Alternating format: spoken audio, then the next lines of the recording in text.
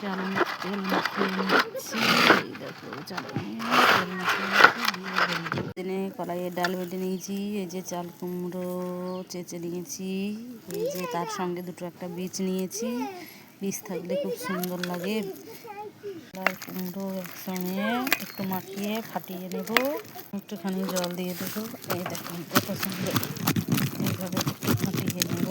বড়ি একটা আর কারণটা হলো বড়িটা একটু শক্ত হবে না। এই যে আমি নেড়ে ফাটিয়ে নিচ্ছি। যত ফাটিয়ে নেব বড়িটা তত সুন্দর হবে। ফাটিয়ে এক গামলা হয়ে গেছে এবং আমার ফাটানো কমপ্লিট। এবার একটা জায়গায় তুলে নেব। দিয়ে দেখুন কত সুন্দর হয়েছে। একটা বড়ি দিয়ে নেব।